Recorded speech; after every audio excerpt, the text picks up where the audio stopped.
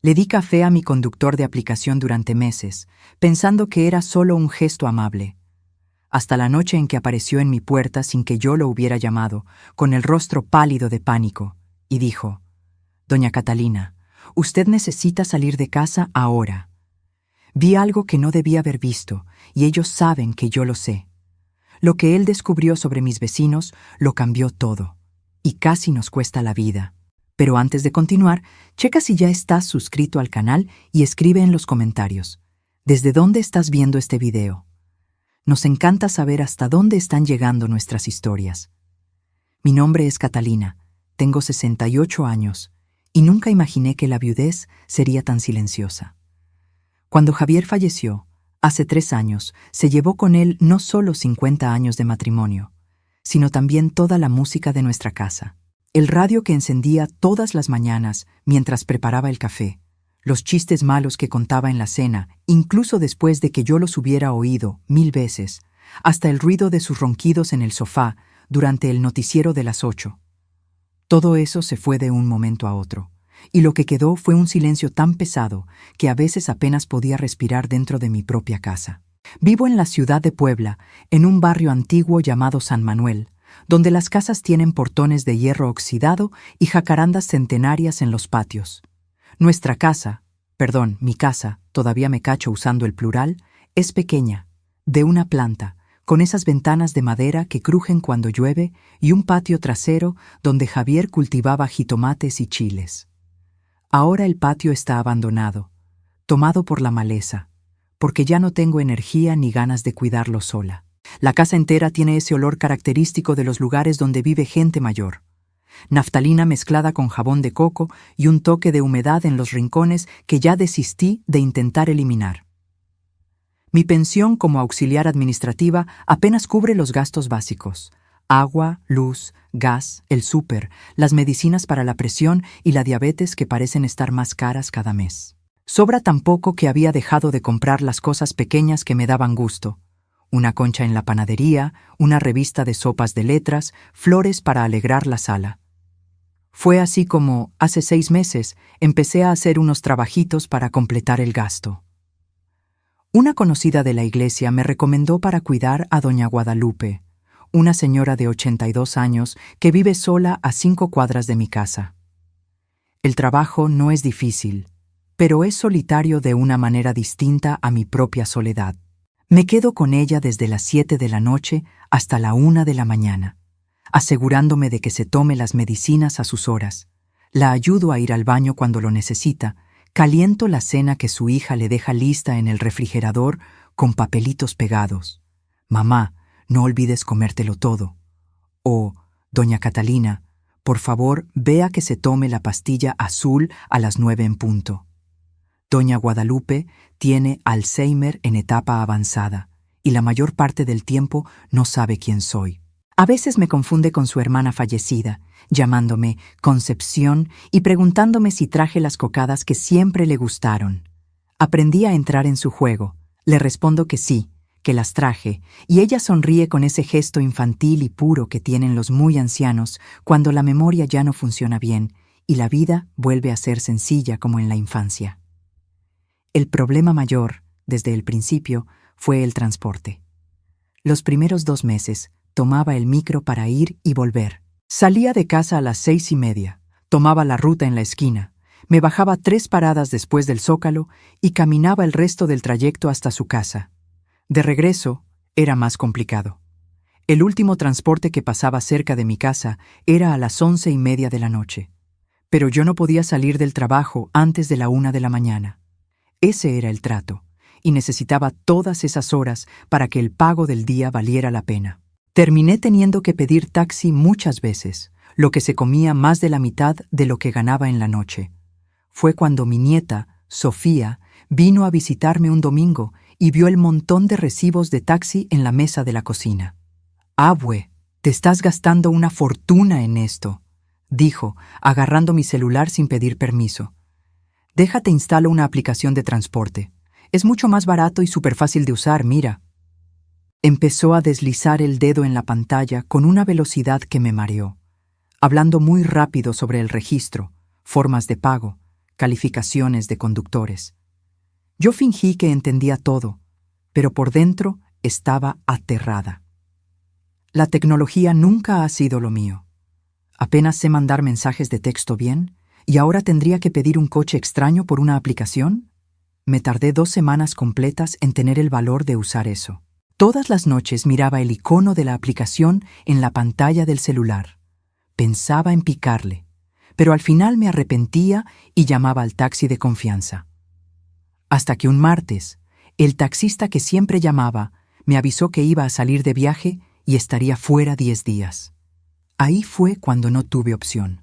Recuerdo perfectamente esa primera vez. Eran las 11 de la noche y me quedé 15 minutos enteros en la banqueta de la casa de doña Guadalupe, con el celular en la mano sudando frío, leyendo otra vez las instrucciones que Sofía me había dejado anotadas en un papel. Pícale aquí en el dibujo del carrito, pon la dirección a donde quieres ir, confirma el viaje, listo. Parecía simple cuando ella lo explicaba, pero mi mano temblaba tanto que me equivoqué de dirección 3 veces antes de atinarle. Cuando finalmente logré confirmar y vi el mensaje buscando conductor disponible, casi cancelo todo para regresarme corriendo a la casa. Entonces apareció: conductor encontrado, Marco llegará en 4 minutos. Tenía una foto pequeña de un muchacho joven y la placa del coche, un Tsuru blanco. Me quedé ahí parada en la banqueta, abrazada a mi bolsa, observando cada coche que pasaba hasta que vi el Tsuru acercándose despacio, con el conductor buscando los números de las casas. Cuando el coche se detuvo frente a mí y el joven bajó la ventana, casi me arrepiento de subirme. Parecía tener unos 20 y tantos años, lleno de tatuajes en los brazos, una gorra hacia atrás, música fuerte en el radio. Pero entonces sonrió y dijo con voz amable: ¿Usted es doña Catalina? Súbase, la voy a llevar con bien, no se preocupe. Algo en su voz me calmó. Me subí al asiento de atrás, apretando la bolsa en mi regazo, y él le bajó a la música sin que yo se lo pidiera. Ese primer conductor, Marco, no platicó mucho. Se la pasó todo el camino picándole al celular en los semáforos, contestando mensajes. Pero me dejó en mi casa en 10 minutos, me deseó buenas noches, y me di cuenta de que no había sido tan aterrador como imaginaba. Tal vez podría acostumbrarme a eso. En las semanas siguientes me llevaron varios conductores diferentes. Algunos platicaban, otros preferían el silencio. Algunos tenían coches limpios y con buen olor, otros no tanto. Aprendí a revisar la calificación antes de aceptar el viaje. Sofía me había enseñado eso. 5 estrellas o muy cerca de eso, abue.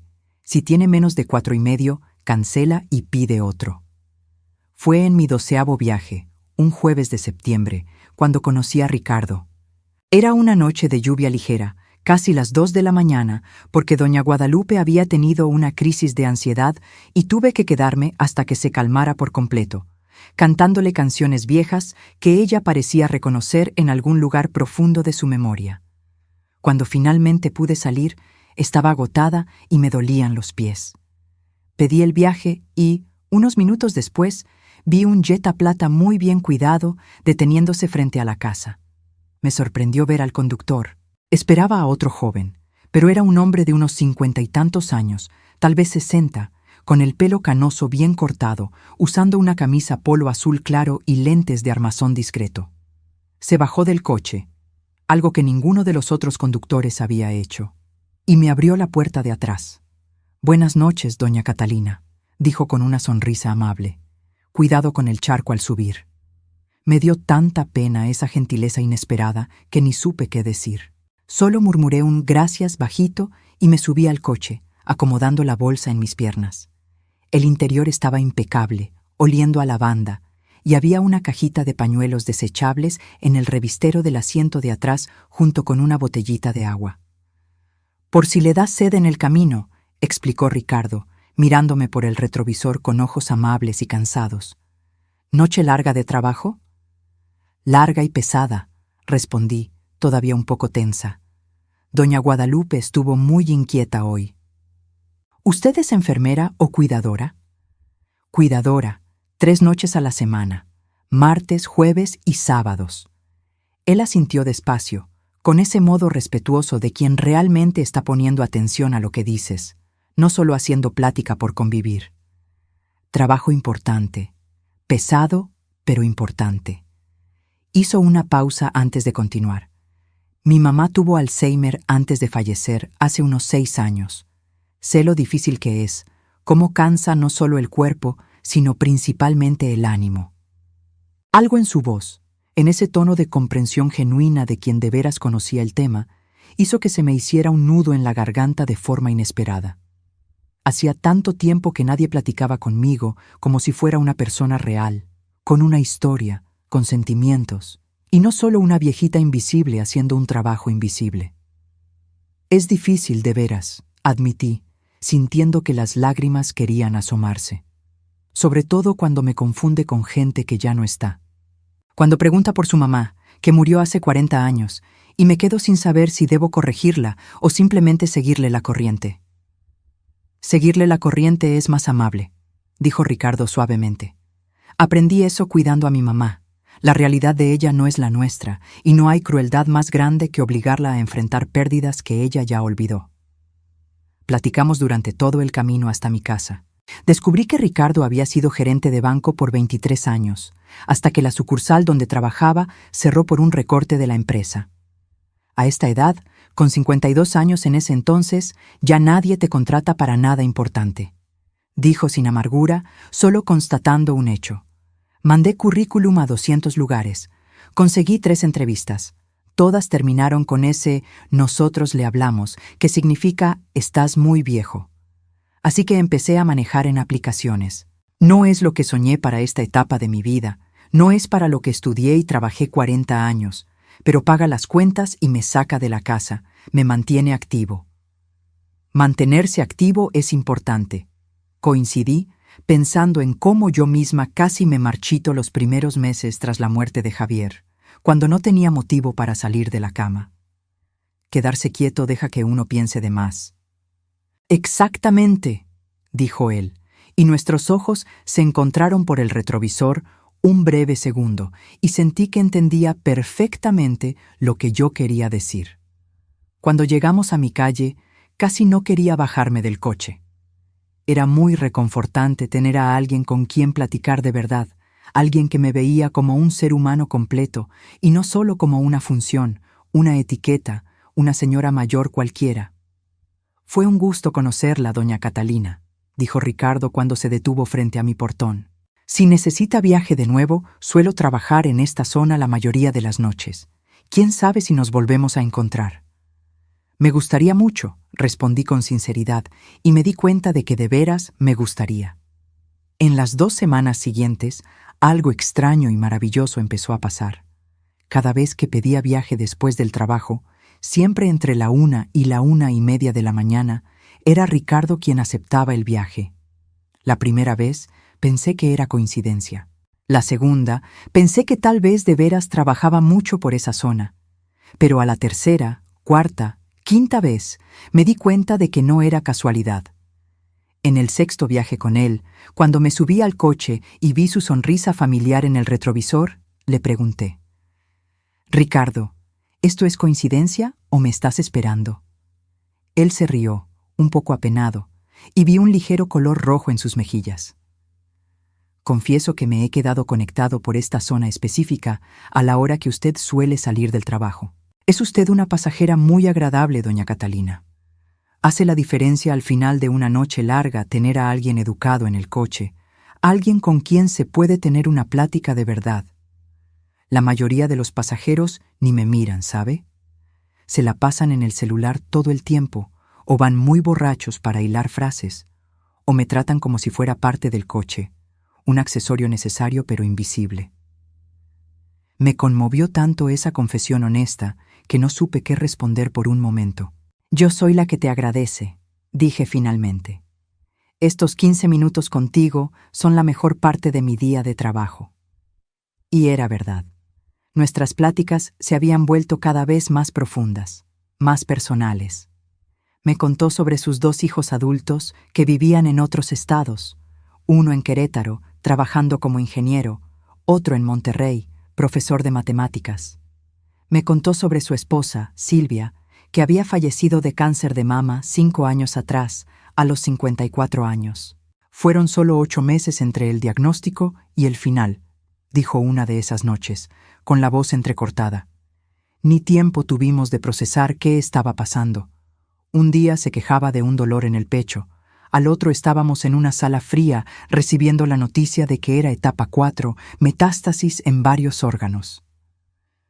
Lo siento mucho, dije yo, y estiré la mano desde el asiento de atrás para apretarle el hombro. Él puso su mano sobre la mía por un breve momento, un gesto de agradecimiento silencioso.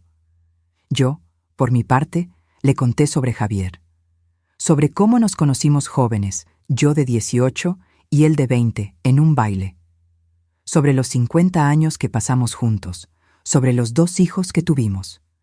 Mi hija Patricia, que vive en Querétaro con su esposo, y Sofía, y mi hijo Andrés, que falleció en un accidente de moto a los 28 años, un dolor que nunca cerró por completo, sobre cómo todavía arreglaba la cama como a Javier le gustaba, con 5 almohadas, aunque yo solo necesitara 2, sobre cómo a veces ponía la mesa para 2 personas sin darme cuenta, y solo reaccionaba cuando iba a servir su plato y veía que ya no estaba ahí. Es difícil desaprender 50 años de hábitos, dije un jueves lluvioso, observando los limpiaparabrisas moverse hipnóticamente. El cuerpo aprende una rutina y sigue dándole aunque el motivo de esa rutina ya no esté. Ricardo asintió con un movimiento de cabeza lento que demostraba que entendía exactamente, de corazón, lo que yo quería decir. Silvia solía despertarse a las 6 de la mañana todos los días, sin despertador, e iba directo a poner el café. El olor me despertaba. Era mi alarma. Meses después de que se fue, yo seguía despertando a las 6, esperando el olor a café, y cuando me daba cuenta de que no vendría, que nunca más vendría, era como si ella muriera otra vez, cada santo día. Nos quedamos en silencio un largo rato, 2 viudos solitarios navegando por las calles vacías de Puebla en la madrugada, unidos por la pérdida y por el intento de seguir viviendo, aunque las ganas a veces ya no estuvieran ahí. Fue en una de esas pláticas profundas, como un mes después de que empecé a viajar seguido con Ricardo, que tuve una idea. Estaba en el trabajo, haciendo té para mí y para doña Guadalupe, cuando pensé, ¿por qué no llevarle café a Ricardo? Nada muy elaborado, solo un gesto simple de reciprocidad, de reconocimiento por toda la amabilidad que me había mostrado. La noche siguiente, un martes, preparé un termo con café de olla antes de salir al trabajo. Le puse bastante azúcar porque lo había oído mencionar que le gustaba así. Mantuve el termo en mi bolsa toda la noche, y cuando llegó a buscarme, se lo entregué por la ventana antes de subirme al coche. «Esto es para ti», dije un poco apenada, de pronto insegura de si aquello no sería inapropiado. Ricardo miró el termo como si le hubiera dado oro. Sus ojos brillaron de una forma que me hizo notar que ese gesto sencillo significaba mucho más de lo que yo había imaginado. «No tenía por qué molestarse, doña Catalina», dijo, con la voz emocionada. «Lo sé, pero has sido tan amable conmigo, Ricardo. Es poca cosa, pero quería agradecerte de alguna forma». Sostuvo el termo con las 2 manos por un momento, como si estuviera absorbiendo no solo el calor del café, sino el cariño detrás de él. «Gracias, doña Catalina. De veras, no tiene idea de cuánto significa esto». Pero yo sí tenía idea, porque sabía exactamente lo que era ser invisible, ser tratada como una función en vez de como persona. Sabía cómo un detalle de reconocimiento podía hacer toda la diferencia entre sentirse humano o sentirse desechable. A partir de esa noche, el café se volvió una tradición sagrada. Yo lo llevaba. Él agradecía con esa sonrisa genuina que iluminaba su rostro cansado y platicábamos durante los 15 minutos hasta mi casa de todo y de nada. Me contó sobre los pasajeros difíciles que a veces le tocaban. Borrachos agresivos, chavos que dejaban el coche hecho un asco, parejas peleando horrible en el asiento de atrás. Me contó sobre las noches largas, a veces 12, 14 horas manejando solo para sacar algo decente de dinero. Sobre la soledad de trabajar solo toda la noche, Cómo las horas entre las 2 y las 5 de la mañana parecían eternas cuando no había movimiento. Yo le contaba sobre los retos de cuidar a doña Guadalupe, sobre las noches en que se ponía inquieta, asustada, sin reconocer dónde estaba y tratando de salirse para irse a su casa, un síntoma común del Alzheimer. Sobre lo agotador que era entrar en su mundo confundido, donde el pasado y el presente se mezclaban. Pero también sobre los momentos bonitos, cuando cantaba canciones viejas perfectamente, recordando cada palabra, o cuando me tomaba la mano y decía, «Gracias por quedarte conmigo», en uno de sus raros momentos de lucidez. Después de 2 meses viajando con Ricardo 3 veces por semana, ya no era solo mi conductor. Era mi amigo, el punto más alto de mis martes, jueves y sábados. Esos 15 minutos de plática en su coche, en el silencio de la madrugada, eran más reconfortantes que cualquier otra interacción social que tuviera en la semana. La misa de los domingos estaba llena de gente, pero era superficial. «Buenos días. ¿Cómo está? Nos vemos». Mis pláticas por teléfono con Patricia eran necesarias pero siempre apuradas, ella siempre con 1000 cosas que hacer. Pero con Ricardo podía hablar de veras, podía ser yo misma. Fue un martes, el 23 de octubre, cuando todo empezó a cambiar. Y cambió de una forma que jamás pude prever, de una forma que casi nos cuesta todo. La noche había empezado totalmente normal. Doña Guadalupe estaba en uno de sus días más tranquilos, casi lúcida por momentos. Vimos juntas un programa de concursos viejo que pasaban en un canal de cable, de esos de los años 70 que le encantaban, con conductores de trajes feos y peinados raros. Se rió a ratos, tarareó canciones y cuando llegó la hora de las medicinas a las 8:30, se las tomó todas sin rezongar, lo cual era raro. Normalmente decía que ya se las había tomado o que no necesitaba tanta droga. A las 10:30 la ayudé a cambiarse, poniéndole el camisón de franela rosa que prefería, y la llevé a su cuarto.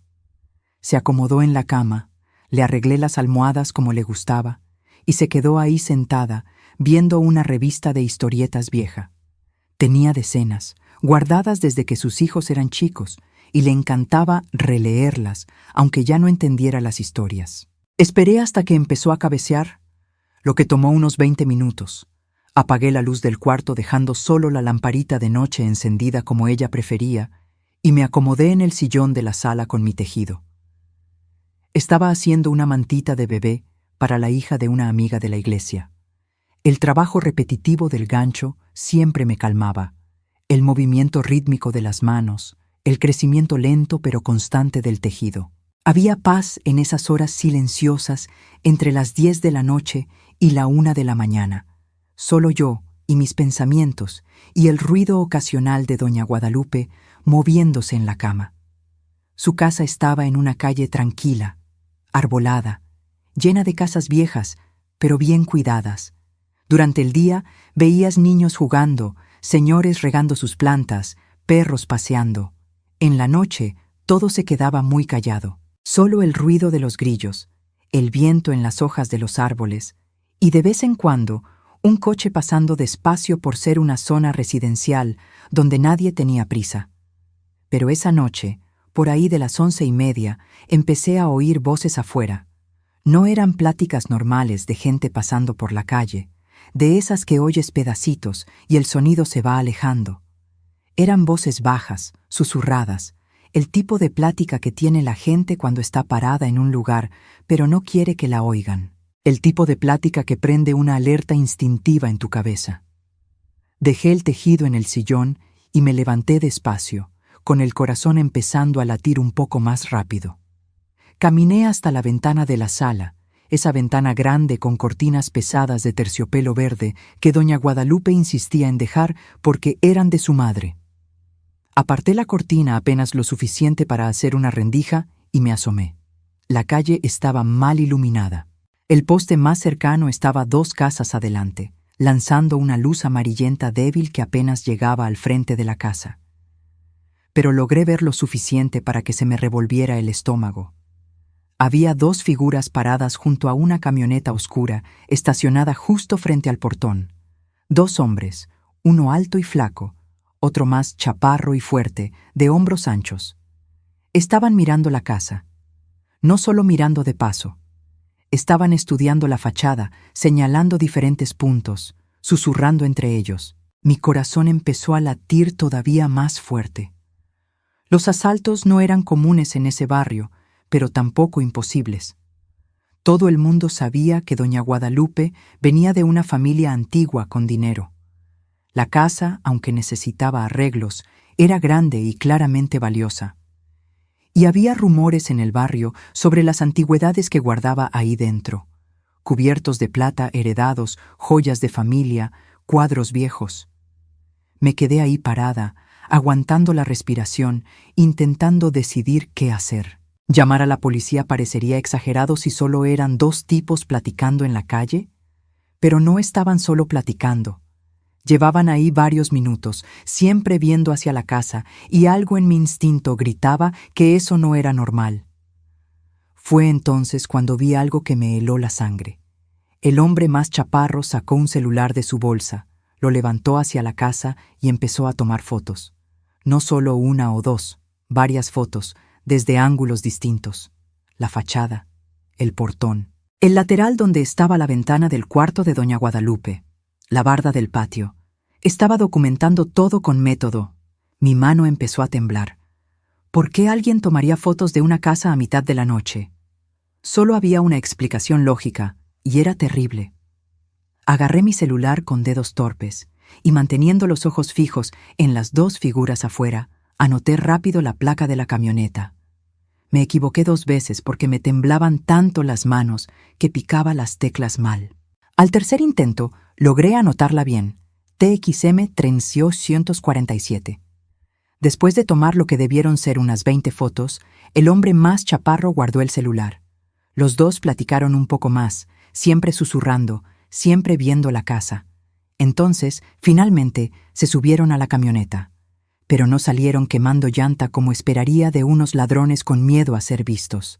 Salieron despacio, con calma, como si acabaran de terminar un trabajo cualquiera. Como si tuvieran todo el derecho de estar ahí haciendo eso. En cuanto la camioneta desapareció en la esquina, dejé caer la cortina y me apoyé en la pared, tratando de calmar mi respiración. El corazón me martilleaba tan fuerte que lo sentía en la garganta. ¿Qué significaba eso? ¿Debía ir a la policía de inmediato? ¿Pero qué diría? ¿2 hombres estaban viendo la casa y tomando fotos? Parecería paranoia de vieja asustada. Aún así, le hablé a Estela, la hija de doña Guadalupe. Eran casi las 12 de la noche, pero esto era demasiado urgente para esperar a la mañana. El teléfono sonó varias veces antes de que contestara, con voz soñolienta y preocupada. ¿Doña Catalina? ¿Pasó algo con mi mamá? Su mamá está bien, me apuré a decir. Pero acaba de pasar algo raro aquí afuera y pensé que debía saberlo. Le conté todo. Los 2 hombres, la camioneta, las fotos. Estela se quedó callada un largo rato después de que terminé. «Dios mío», dijo finalmente. «¿Usted cree que planean meterse a la casa?» No sé qué pensar, pero me pareció muy sospechoso, Estela, muy planeado. Voy a llamar a la policía ahorita mismo para reportarlo, y mañana veo qué puedo hacer para reforzar la seguridad. Tal vez cámaras o una alarma mejor. Doña Catalina, ¿usted está bien? ¿Tiene miedo? Estaba aterrada, pero no lo dije. Estoy bien. Las puertas y ventanas están bien cerradas. Quiero que me hable si pasa cualquier otra cosa rara, lo que sea. Y doña Catalina, de veras gracias por estar atenta. Mucha gente ni cuenta se hubiera dado o no le hubiera importado. Después de colgar, ya no pude volver al tejido. Me la pasé dando vueltas por la casa, revisando todas las chapas, todas las ventanas, asomándome por las cortinas a cada ruido. La hora de la 1 de la mañana tardó una eternidad en llegar. Cuando finalmente terminé mi turno y pedí el viaje, estaba agotada mentalmente. El Jetta plata de Ricardo apareció 3 minutos después. Me subí al coche con mi termo de café para él, pero me temblaban tanto las manos que casi se me cae al entregárselo. «Doña Catalina, ¿está bien?», preguntó Ricardo de inmediato, viéndome por el retrovisor con preocupación obvia. «Está muy pálida». Le conté todo mientras manejaba. Sobre los dos hombres, la camioneta, las fotos. Escuchó en silencio total, pero vi que su rostro se ponía cada vez más serio, apretando el volante con más fuerza. ¿Anotó la placa?, preguntó cuando terminé. Sí, la anoté. Se la pasé a la hija de doña Guadalupe. Dijo que iba a hacer el reporte. Ricardo se quedó callado un momento muy largo, pensativo, con esa expresión que yo ya había aprendido a reconocer. Estaba procesando algo importante. Doña Catalina, eso es muy raro de veras. ¿Había visto esa camioneta antes en esa calle? Traté de recordar. No estoy segura, tal vez, pero no suelo fijarme mucho en los coches estacionados. Entiendo. Más silencio pensativo. Entonces dijo algo que hizo que mi corazón se acelerara otra vez. Voy a hacer algo. Mañana en la noche, antes de venir por usted, voy a pasar por esa calle, solo para echar un ojo, ver si todo está tranquilo. ¿Le parece bien? Ricardo, no tienes por qué hacer eso. No quiero que te pongas en peligro. No me voy a poner en peligro. Solo voy a pasar en el coche, como cualquier persona. Pero quiero revisar. Ese tipo de comportamiento no me gusta nada. Insistí en que no se preocupara, pero en el fondo estaba muy agradecida. Esa noche casi no pude dormir. Seguía pensando en los dos hombres, imaginando qué estarían planeando. El jueves siguiente, cuando Ricardo llegó por mí, vi de inmediato que algo andaba mal. Su rostro estaba más serio de lo normal, con la mandíbula tensa, y no sonrió cuando le di el café como siempre hacía. En cuanto me subí y cerré la puerta, se volteó para verme en lugar de arrancar. Doña Catalina, tengo algo que decirle, y no le va a gustar. Se me revolvió el estómago. ¿Qué pasó? Ayer, como prometí, pasé por la calle de doña Guadalupe antes de venir por usted. Eran como las 10:30, 10:40 de la noche, y ahí estaban otra vez. ¿Los mismos hombres? La misma camioneta, seguro. Revisé la placa. Es la misma que usted anotó. Me quedé viendo de lejos, parado del otro lado de la calle con el motor apagado. Estuvieron ahí casi 1 hora, doña Catalina. 1 hora entera, viendo la casa, checando el celular, señalando partes de la propiedad. Sentí como si me echaran un balde de agua fría. ¿1 hora? Sí, y hay más. En un momento, el más alto bajó de la camioneta y caminó hasta el portón. No intentó abrirlo, pero se quedó ahí parado varios minutos, viendo las chapas, las bisagras, como evaluando qué tan difícil sería forzarlo. Dios mío. Mi voz salió en un susurro asustado. Ricardo me puso la mano en el hombro, tratando de consolarme. Doña Catalina, no quiero asustarla más de lo necesario, pero esto no es comportamiento de rateros que pasan por ahí. Esto es planeación, vigilancia organizada. Lo que sea que traen entre manos es serio y pensado. Tengo que decirle a Estela otra vez. Tengo que... Ya hablé con ella, interrumpió Ricardo suavemente. Conseguí el número por el reporte que ella hizo. Tengo un amigo policía en el Ministerio Público y me dejó verlo. Le hablé y le conté lo que vi. Se preocupó mucho y dijo que va a contratar seguridad privada para que cuiden la casa en la noche. Me quedé mirándolo, conmovida por tanto cuidado. Ricardo, no tenías que... Claro que sí. Usted y doña Guadalupe están en peligro. No puedo simplemente ignorarlo. Manejamos en silencio unos minutos. Entonces dijo algo que me hizo saltar el corazón otra vez. Doña Catalina, hay otra cosa que debo decirle. Tal vez sea paranoia mía, pero... Hoy, como a las 9 de la noche, tuve que recoger a un pasajero allá por San Manuel y pasé por la calle de usted. Se me paró el corazón. ¿Y? Y vi la misma camioneta estacionada 3 casas antes de la suya, los mismos 2 hombres adentro. El mundo pareció irse de lado. Se me revolvieron las tripas violentamente y por un momento pensé que iba a devolver. ¿Me están vigilando a mí también? Parece que sí. La voz de Ricardo estaba tensa, controlada, pero sentía su preocupación. Cuando vieron mi coche acercarse, arrancaron rápido y se fueron, pero no antes de que estuviera seguro. Es la misma placa. Mis manos empezaron a temblar fuerte. ¿Pero por qué? ¿Qué hice? Yo solo los vi esa noche. ¿Se habrán dado cuenta de que los estaba mirando? Tal vez, dudó él. ¿O tal vez qué? Ricardo suspiró pesado. O tal vez están mapeando toda la rutina, viendo quién cuida a doña Guadalupe, dónde vive esa persona, cuándo está en su casa y cuándo no. La información es poder cuando planeas un crimen. La realidad me cayó encima como una tonelada de ladrillos.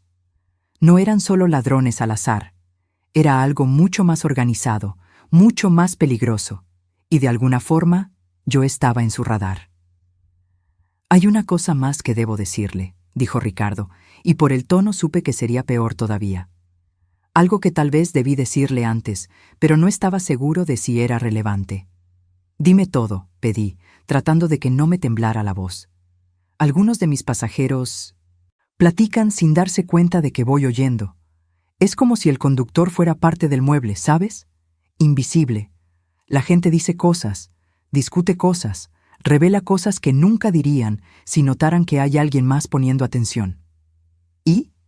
Y la semana pasada, un sábado como a las 10:30 de la noche, recogí a un tipo muy borracho en el centro. Se subió tambaleándose, apenas se pudo sentar bien.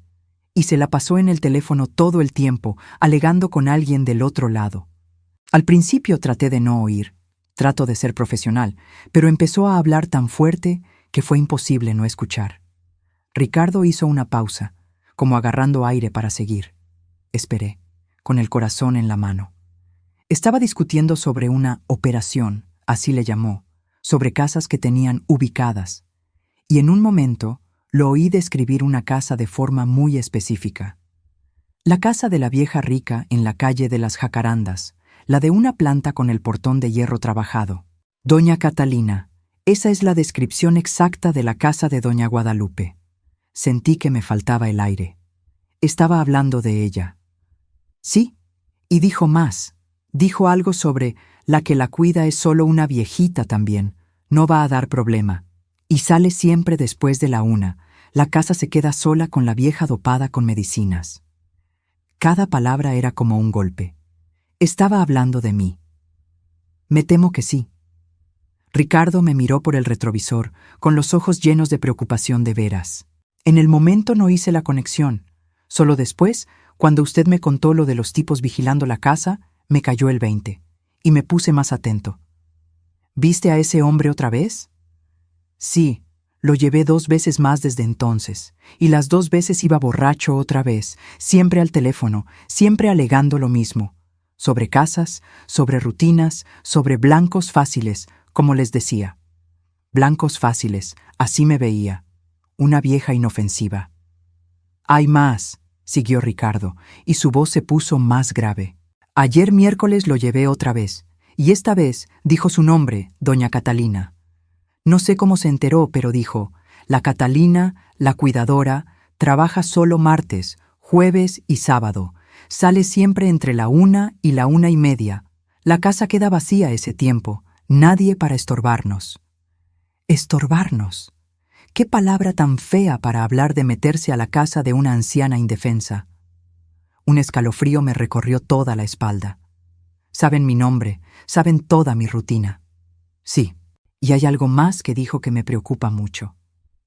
Ricardo detuvo el coche. Me di cuenta de que ya no íbamos hacia mi casa, sino que se había orillado en una calle lateral para hablar bien. Se volteó todo para verme. Dijo, vamos a tener que arreglar el asunto de la Catalina primero. Ya vio de más, anda muy fijona. Si decide ir a la policía y soltar la sopa, nos complica todo. El mundo pareció dejar de girar un segundo. Arreglar el asunto, repetí, con voz débil. Quiso decir, no sé exactamente qué quiso decir, pero doña Catalina, cuando unos delincuentes hablan de arreglar a una persona que les estorba, rara vez es algo bueno. Puede ser asustarla, puede ser algo peor. No pude hablar. Solo me quedé ahí sentada, procesando el horror. Unos hombres que ni conocía estaban planeando hacerme daño porque tuve la mala suerte de estar en el lugar equivocado a la hora equivocada, y ver algo que no debí. Ricardo esperó paciente a que yo digiriera aquello, dejándome tener mi pánico en silencio. Cuando pude hablar de nuevo, mi voz temblaba. «¿Qué hago, Ricardo? ¿A dónde voy?» Lo primero, no se puede quedar sola. No puede ir a su casa hoy. «¿Pero dónde me voy a quedar? No tengo familia aquí. Mi hija está en Querétaro. Mis amigas son todas señoras que apenas pueden con ellas mismas». «Se puede quedar en mi casa», dijo él sin dudarlo ni un segundo. «Tengo un cuarto de visitas que uso de bodega, pero lo puedo arreglar. Usted se queda el tiempo que sea necesario». «Ricardo, no puedo aceptar eso. Ya me ayudaste mucho. No puedo». «Puede y va a aceptar». Su voz era firme, no aceptaba un no. «Doña Catalina, esos tipos saben dónde vive, saben su rutina, y hablan de arreglar su asunto. No hay forma de que la deje volver a su casa sola hasta que esto se resuelva. Pero te voy a molestar, te voy a revolver la vida, Afu. Usted me trajo café cada vez que me vio estos últimos 2 meses», interrumpió Ricardo, con voz más suave. Me habló como si yo fuera una persona de verdad, no solo un conductor invisible. Me hizo sentir visto, valorado, humano. ¿Y cree que no voy a hacer todo lo que esté en mis manos para protegerla ahora? Se me llenaron los ojos de lágrimas. Es solo café. No es solo café. Nunca fue solo café. Fue amabilidad. Fue humanidad. Fue conectar en un mundo donde la mayoría ya ni se ve a los ojos. Y eso vale más de lo que usted se imagina. Me solté a llorar de veras, soltando todo el miedo y la tensión de los últimos días. Ricardo estiró la mano hacia atrás y tomó la mía, apretándola fuerte. «Vamos a solucionar esto», dijo. «Pero primero, usted tiene que estar a salvo, así que vamos a hacer esto. La llevo a su casa ahorita, rápido. Usted agarra algo de ropa y lo más importante. Yo me quedo en el coche con el motor prendido, vigilando la calle. 5 minutos, no más. De ahí nos vamos directo a mi casa. ¿Y mañana? Mañana vamos a la policía. Juntos. Yo cuento todo lo que oí. Enseño todos los viajes que hice con ese tipo en la aplicación. Todos se quedan guardados, con fecha y hora. Y usted cuenta lo que vio. Con suerte, será suficiente para que abran una investigación». Asentí, tratando de calmarme. Ricardo tenía razón. Había que actuar, pero con cuidado. 15 minutos después, estábamos frente a mi casa. Ricardo insistió en entrar conmigo, revisar cada cuarto antes de dejarme empacar. Todo estaba normal, pero igual no me sentía segura. Eché ropa en una maleta chica, mis medicinas, papeles importantes, la foto de Javier que estaba en mi buró. Cuando íbamos saliendo, Ricardo se paró en la puerta. «Espere, quiero revisar algo». Fue al patio de atrás y yo lo seguí.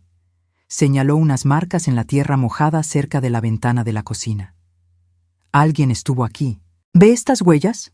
Son recientes. Llovió antier, así que son de después de la lluvia». Se me heló la sangre. ¿Intentaron meterse? ¿O estaban viendo qué tan fácil era? «Doña Catalina, vámonos, ya». Salimos rápido y Ricardo manejó mucho más rápido de lo común hasta su departamento. Todo el camino se la pasó viendo el retrovisor para ver si no nos seguían. Su departamento estaba en una unidad habitacional sencilla, pero bien cuidada del otro lado de la ciudad. 3er piso, sin elevador, pero él insistió en cargar mi maleta. El departamento era chico. Sala con cocina, 2 cuartos chiquitos, un baño. Pero estaba limpio y ordenado de ese modo que solo los hombres que viven solos mucho tiempo logran tener. Todo en su lugar. «Ese cuarto es el de usted», dijo señalando el más chico. «Tiene unas cajas de cosas viejas que voy a sacar, pero la cama es buena. Cambio las sábanas cada semana aunque no la use». Insistió en que me tomara un té, que me instalara, que descansara. Pero ¿cómo iba a descansar sabiendo que había tipos peligrosos queriendo hacerme algo? Me senté en su sillón, abrazando la taza de manzanilla que me preparó, tratando de entender cómo mi vida se había descuadrado tan rápido. Hace 3 días, yo era solo una viuda solitaria trabajando para completar el gasto. Ahora estaba escondida en casa de un amigo porque unos delincuentes decían que yo era un problema. Ricardo se sentó a mi lado, respetando mi espacio. Todo va a estar bien, doña Catalina. Se lo prometo. Vamos a resolver esto. ¿Cómo puedes estar tan seguro? Se quedó callado un buen rato antes de contestar. Porque una vez fallé en proteger a alguien que debía proteger. Y me juré que nunca dejaría que pasara de nuevo. ¿De qué hablas? Suspiró profundo. Mi hija, no la que vive en Querétaro, sino la más chica, Mariana. Tenía un novio hace unos 5 años, cuando vivía aquí en Puebla. Un tipo que parecía buena onda, educado, con buen trabajo. A todos nos caía bien. Pero Mariana empezó a decir cosas raras. Que él llegaba a lugares donde ella estaba sin haber quedado. Que siempre parecía saber a dónde había ido, con quién. Que le hablaba 1000 veces al día para saber dónde andaba. Supe por dónde iba la cosa y se me apretó el corazón. No le hice caso como debía, siguió Ricardo, con voz arrepentida. Pensé que exageraba, que era dramática. Le dije que era señal de que la quería mucho, que eran celos normales. Silvia, mi esposa, también se preocupó, pero yo la convencí de que todo estaba bien. Y entonces, una noche, el novio se metió al departamento de Mariana. Le pegó. Muy feo. Le rompió la nariz, unos dientes, 3 costillas. Dios mío, susurré horrorizada. Estuvo en el hospital una semana, y cuando salió, me dijo que ya no quería vivir en Puebla, que necesitaba empezar de cero en otro lado, lejos de todo lo que le recordara eso. Se mudó a Monterrey 2 meses después y casi no me habla desde entonces. No porque esté enojada, al menos no lo dice, sino porque cada vez que habla conmigo, se acuerda de que no le creí cuando más lo necesitaba, que no la protegí. Unas lágrimas corrían en silencio por su cara. Así que ahora pongo atención, doña Catalina, mucha atención. Escucho cuando la gente habla, aunque crean que nadie oye. Noto cuando alguien menciona cosas raras, comportamientos sospechosos. Porque le fallé a mi hija, pero no le voy a fallar a usted. No voy a dejar que le pase nada malo por hacerme el que no ve. Estiré la mano y tomé la suya. Ricardo, lo que pasó con tu hija no fue tu culpa, pero lo fue. Pude haberle creído, pude haber tomado en serio lo que sentía y no lo hice. Voy a cargar con eso siempre, pero le aseguro que aprendí la lección. Nos quedamos ahí sentados en silencio, 2 personas mayores marcadas por la pérdida y el arrepentimiento, unidos por la suerte y por la decisión de cuidarnos. Dormí fatal esa noche, como era de esperarse. Cada ruido en el edificio me hacía saltar. Pasos en el pasillo, alguien cerrando una puerta, el elevador que rechinaba. Pero saber que Ricardo estaba ahí al lado y que le había echado candado y cadena a la puerta, me ayudaba un poquito. A la mañana siguiente, viernes, Ricardo se despertó temprano y preparó desayuno. Pan tostado, huevos, fruta. «Hay que comer bien», dijo. «Va a ser un día largo». A las 9 fuimos directo a la delegación más cercana. Ricardo había buscado y escogió una que estaba en otro barrio, no la de San Manuel donde yo vivía. Le preocupaba que si esos tipos de veras tenían contactos en la policía, como el borracho dijo, fuera en la delegación local. Estuvimos 3 horas declarando. Yo conté todo lo de esa noche, lo de los hombres vigilando la casa de doña Guadalupe, lo de la camioneta cerca de mi casa. Ricardo contó lo de los viajes con el borracho, lo que había oído. El policía que nos atendió, un investigador mayor de pelo gris y cara cansada que se presentó como el comandante Mendoza, hizo muchas preguntas y anotó todo. ¿Tiene los registros de esos viajes en la aplicación?, le preguntó a Ricardo. Sí, todos. Con fecha, hora, de dónde a dónde. Se los puedo mandar. Por favor, ¿y de esas pláticas que oyó, el pasajero no se dio cuenta de que usted escuchaba? No, iba muy borracho siempre, y la gente suele tratarme como si no estuviera, por desgracia. El comandante Mendoza asintió con una sonrisa triste. Entiendo bien. Yo mismo fui taxista años antes de entrar a la policía. Sé cómo es. Nos aseguró que abriría una investigación, que checaría los registros, que trataría de identificar al pasajero y a la camioneta. Pero debo ser honesto, dijo. Estas cosas toman tiempo, y mientras tanto, doña Catalina tiene que cuidarse. Si esa gente es tan organizada como parece, y si de veras la ven como amenaza, no se van a quedar de brazos cruzados. Se está quedando en mi casa, avisó Ricardo, y no va a volver a la suya hasta que esto se aclare. Buena decisión. Y les sugiero que no sigan rutinas, no tomen siempre el mismo camino, no salgan a la misma hora, cambien. Salimos de la delegación con esa sensación rara de cuando haces todo lo que puedes pero sabes que no basta. Sí, la policía ya sabía. Sí, iban a investigar. Pero ¿y mientras? ¿Cuánto tardarían? ¿Y los tipos de la camioneta se iban a quedar esperando a que los agarraran o iban a actuar antes? Ricardo me llevó de vuelta al departamento, pero antes pasamos al súper. ¿Necesita cosas personales, jabón, algo así?, preguntó. Me di cuenta de que sí. Había salido de casa tan rápido que ni pensé en eso. En el súper, mientras caminábamos por los pasillos escogiendo champú y pasta de dientes, tuve un momento de normalidad muy extraño.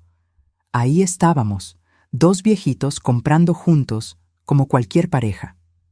Pero no éramos pareja, y estas no eran circunstancias normales. Estaba comprando jabón porque estaba escondida, con miedo de que me atacaran unos criminales que decían que yo era un problema. ¿Está bien?, preguntó Ricardo suave, sacándome de mis pensamientos, solo tratando de entender cómo mi vida se puso de cabeza tan rápido. Lo sé, es mucho que procesar. Cuando llegamos al departamento, sonó mi celular. Era Estela. Doña Catalina, ¿dónde está? Fui a su casa hoy temprano para hablar de la seguridad y no estaba. Le expliqué todo.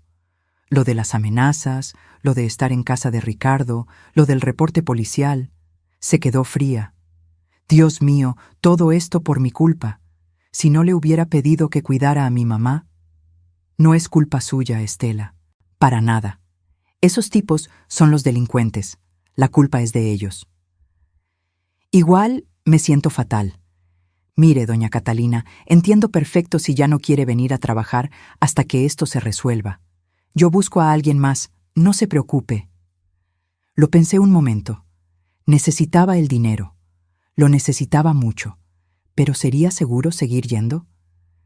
Déjeme pensarlo y le hablo mañana, contesté. Después de colgar, Ricardo dijo: Creo que no debería volver ahí hasta que estemos seguros de que no hay peligro. Pero necesito el dinero. Lo entiendo, pero el dinero no sirve de nada si usted no está aquí para gastarlo. Tenía razón, claro, pero la idea de quedarme quieta, escondida, esperando que otros resolvieran mi problema, me calaba. Me había pasado la vida haciendo las cosas por mí misma, sin depender de nadie más que de Javier. Y ahora dependía de la bondad de un amigo, sin trabajo, sin casa a donde volver. El fin de semana pasó en una nube rara. Ricardo salió a trabajar. Él también necesitaba el dinero, no podía dejar de manejar solo para acompañarme. Pero me hablaba varias veces al día para ver si estaba bien, y volvía siempre antes de la medianoche. Yo me pasaba los días tratando de ocuparme. Limpiaba su departamento, que ya estaba limpio. Cocinaba, haciendo cosas que él pudiera calentar cuando llegara cansado. Tejía, veía la tele sin poner atención, y me preocupaba. Me preocupaba todo el tiempo. El domingo en la tarde, habló Patricia. Mamá, ¿por qué no me habías contado nada? Estela me habló ayer y me contó todo. No quería preocuparte. ¿No querías preocuparme? Mamá, estás escondida porque unos tipos te quieren hacer algo. ¿Cómo no me voy a preocupar? Perdón, hija, ha sido todo muy rápido, ni tiempo de pensar he tenido. Quiero que te vengas a Querétaro. Ahorita, hoy mismo. Te compro el boleto de autobús, te vienes y te quedas aquí conmigo hasta que esto pase. Pensé en la oferta. Era tentadora. Huir lejos, a donde esos hombres no me encontraran. Pero también era rendirme. Dejar mi vida en Puebla, mi casa, mi trabajo, todo. Déjame pensarlo, respondí. Te hablo mañana. Pero ya sabía que no iba a aceptar. Por alguna razón que ni yo sabía explicar, sentía que debía quedarme. Tenía que ver cómo terminaba esto. El lunes en la mañana habló el comandante Mendoza. Doña Catalina, Tenemos noticias. Logramos identificar la camioneta por la placa que nos dio. Es de un hombre con muchos antecedentes: robo, recepción de cosas robadas, asociación delictuosa. Mi corazón se aceleró. ¿Y qué significa eso? Significa que sus sospechas eran ciertas. Esta gente es seria, organizada.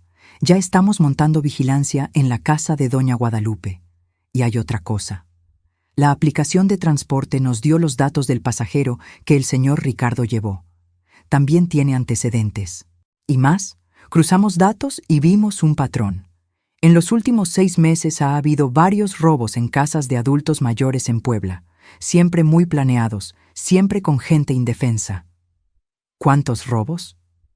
11 que hayamos confirmado, probablemente más que nos reportaron.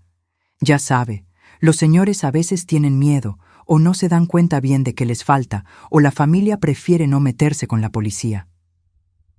11 casas, 11 víctimas, y yo casi había sido la 12.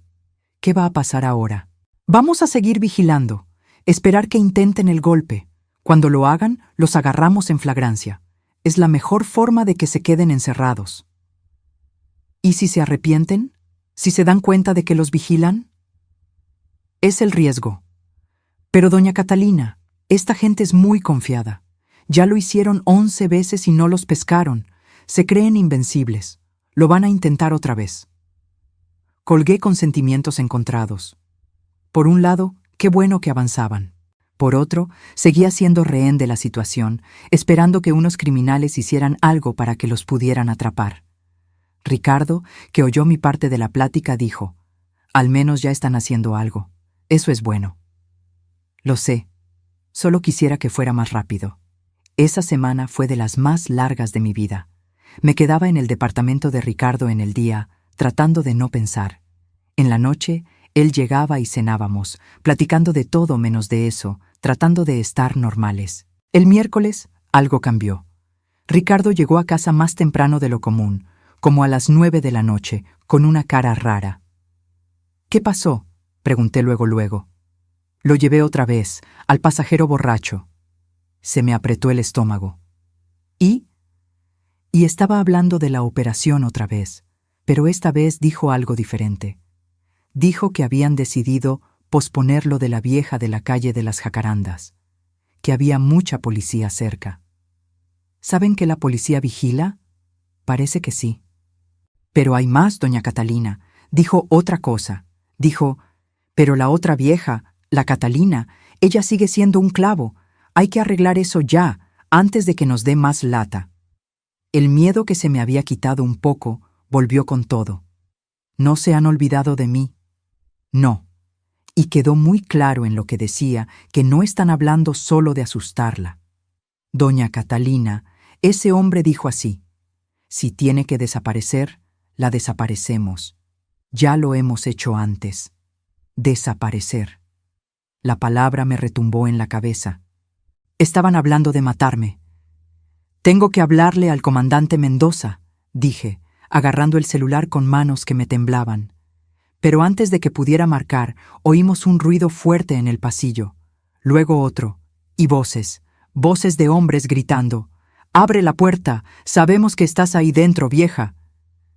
Ricardo y yo nos vimos, con el terror en la cara. Nos habían encontrado. Ricardo se movió rápido. «Al baño, ahora, échale llave». «¿Pero y tú?» «Voy a detenerlos lo más que pueda. Vete». Corrí al baño mientras Ricardo agarraba el teléfono, marcando a la policía. Lo oí reportando a gritos lo que pasaba, dando la dirección. Oí a los tipos en el pasillo amenazando con tirar la puerta. Oí el ruido de algo pesado pegándole a la madera. Cerré la puerta del baño y me hice bolita en el rincón entre la taza y el lavabo, tal cual como había hecho esa noche horrible en mi casa. Solo que ahora era peor, porque no estaba sola. Ricardo estaba allá afuera, poniéndose entre el peligro y yo. Se oyó madera rompiéndose. Habían logrado tirar la puerta.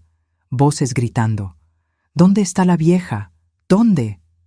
La voz de Ricardo, firme aunque yo sabía que tenía miedo: «No está aquí, y la policía ya viene para acá». Mentiroso.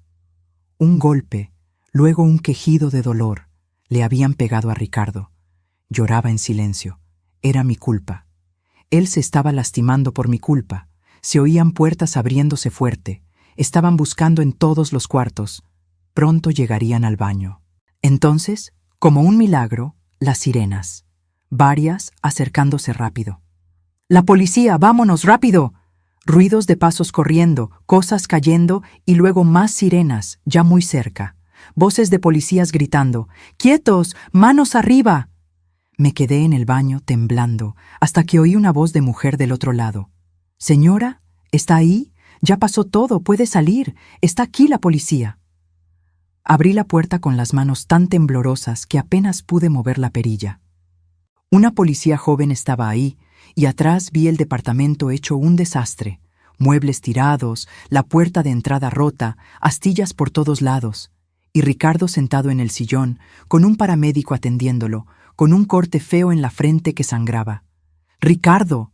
Corrí hacia él. «Estoy bien», dijo, tratando de sonreír pero con una mueca de dolor.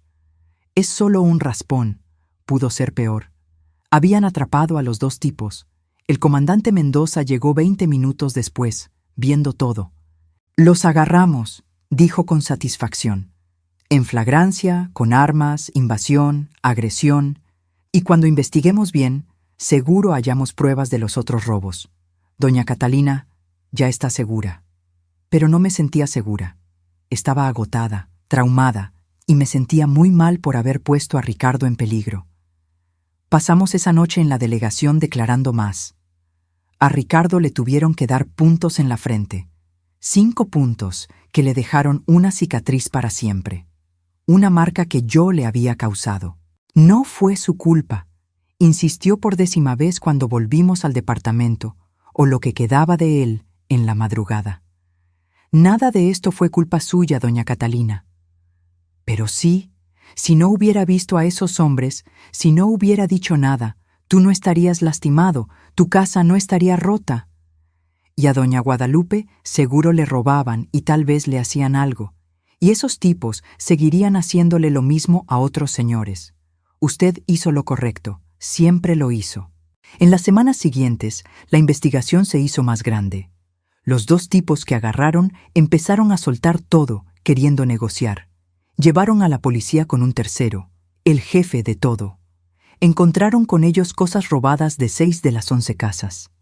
Las otras víctimas aparecieron. Salió que vigilaban por semanas o meses antes de cada robo. Veían rutinas, buscaban debilidades, lo planeaban todo. De veras tenían un contacto en la policía local. Un policía corrupto que les avisaba de investigaciones y que también fue a dar a la cárcel. El pasajero borracho que Ricardo llevaba era el jefe. Resultó que bebía no solo para festejar sus robos, sino porque ya tenía un problema con el alcohol. Y cuando bebía, hablaba de más. Su punto débil que acabó tirando a toda la banda. Las grabaciones que Ricardo hizo fueron pruebas clave. Los 3 hombres fueron sentenciados. El jefe a 15 años, los otros 2 a 10 cada uno. Volví a mi casa 6 semanas después de que los agarraron. Ricardo insistió en ir conmigo. Me ayudó a limpiar todo, puso mejores chapas, alarma y cámaras. «Para que yo esté tranquilo», dijo cuando quise reclamarle por el gasto. Estela me pidió que volviera a cuidar a doña Guadalupe con un aumento de sueldo. «Después de todo lo que pasó, es lo mínimo», dijo. Acepté, pero solo cuando vi que la casa ya tenía seguridad privada en las noches también. Ricardo siguió siendo mi conductor 3 veces a la semana. Pero ahora yo siempre me subía adelante, y ya no éramos solo conductor y pasajera. Éramos familia. Familia que la vida juntó en el momento menos pensado. 6 meses después, las cosas volvieron a una nueva normalidad. Le seguía llevando café a Ricardo. Ahora lo hacía en mi casa y lo llevaba en un termo mejor que le compré. Seguíamos platicando en el camino, pero ahora de cosas más alegres, sin tanta tensión. La cicatriz de su frente ya sanó, dejando una rayita permanente. Cada vez que la veo, siento culpa y gratitud. Culpa por lo que pasó, gratitud por lo valiente que fue. «Me salvaste la vida», le dije un martes, 9 meses después de todo. «Usted me salvó la mía primero», contestó como siempre. Me hizo recordar que yo importo, que los detalles de amabilidad importan. Si no fuera por eso, hubiera ignorado a ese borracho como a tantos otros.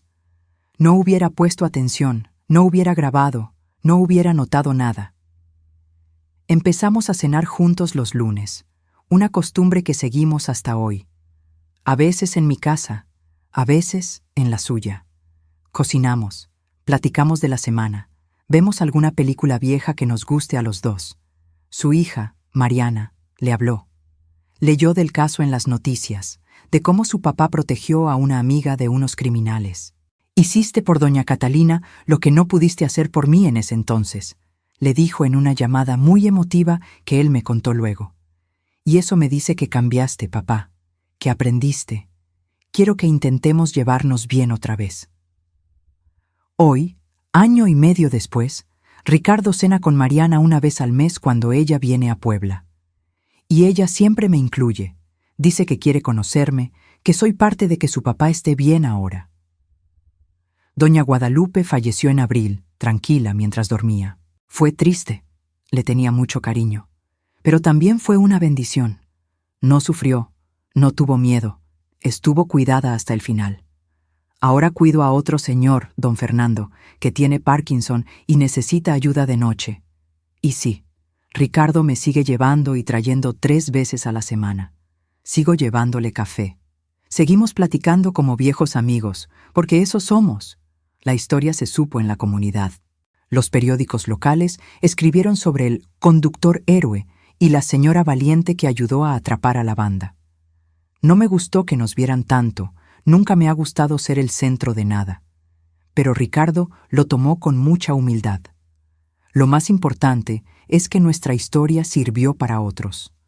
Otros conductores empezaron a fijarse más, a reportar cosas raras.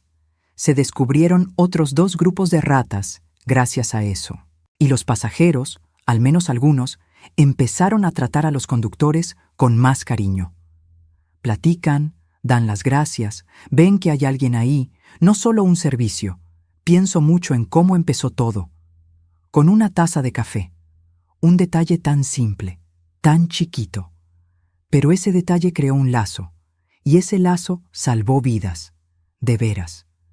Pienso en cuántas conexiones perdemos cada día porque no nos damos el tiempo de ver a quien tenemos enfrente. ¿A cuántos conductores, cajeros, meseros, porteros, barrenderos les pasamos por al lado sin verlos como personas con sus propias historias y broncas?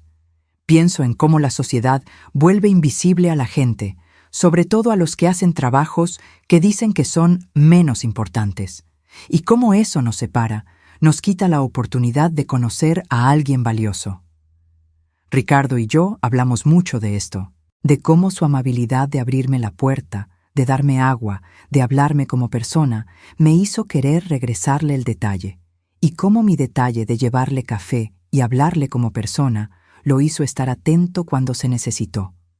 Es una cadena, dijo él un lunes en la cena. La amabilidad trae amabilidad. Poner atención trae atención. Lo humano reconoce lo humano. Y salva vidas, añadí yo, y salva vidas. Hoy, a mis 69 años, veo mi vida y veo algo que no veía antes. Veo oportunidades, veo lazos. Veo que todavía cuento, que todavía puedo ayudar. Ya no estoy sola.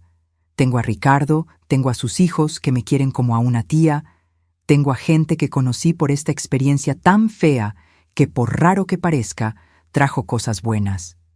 Sigo tejiendo, pero ahora hago mantas que Ricardo lleva a un albergue para gente de la calle donde él ayuda. Sigo cuidando señores, pero ahora con más seguridad y más ojo. Sigo mi vida tranquila en Puebla, pero ya no es una vida tan sola. Y sigo llevándole café a Ricardo 3 veces a la semana. Nunca voy a dejar de hacerlo, porque ese café significa mucho más que la bebida. Significa ver al otro, significa ser amable, significa elegir tratar a la gente como gente, no como una herramienta. Cuando cuento esto, y lo cuento seguido en la iglesia o con los vecinos, siempre acabo igual. Sé amable. No porque vayas a recibir algo, no porque la amabilidad dé premios. Sé amable solo porque la persona frente a ti tiene sus propios problemas. Porque ese detalle, ese momento de ver de veras al otro, puede cambiarlo todo. Puede ser lo que los ayude en una noche mala. Puede ser lo que los haga estar atentos cuando se necesite. Puede, de veras, salvar vidas. La mía se salvó con café y pláticas. Y ahora vivo cada día tratando de regresar eso, tratando de ver a la gente, a toda la gente, con el mismo cariño que Ricardo me dio y que yo traté de darle a él. Porque al final, eso es lo que nos hace humanos. No lo que tenemos, no lo que logramos, no los títulos, sino las ganas de ver al otro, de que nos importe, de elegir ser amables aunque nadie nos vea.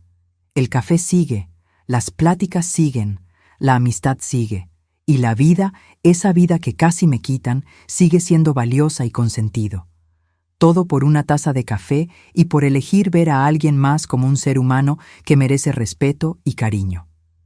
Nunca hagas menos a los detalles pequeños. Pueden cambiar el mundo. Ahora, si te gustó esta historia, pícale a suscribirse y dime en los comentarios qué parte te dejó con la boca abierta. Y no olvides hacerte miembro para ver videos exclusivos que no subo aquí. Te espero allá.